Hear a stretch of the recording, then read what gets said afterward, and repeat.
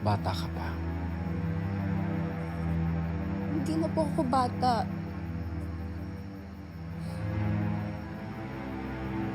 What if meron po talaga silang dapat harapin? Go na po.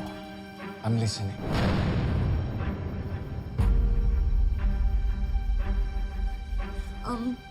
Hindi ko po ito gusto sabihin para siraan siya or anything like that. Hindi ko din po gusto may pahiya siya. Pero kung life po ni Jasmine yung kapalit, hindi ko na po kayang tumahimik. Ashley, ano sinasabi mo? Kung may paraan po na may tama ko yung mga pagkakamali ni Mama kahit pa konti-konti.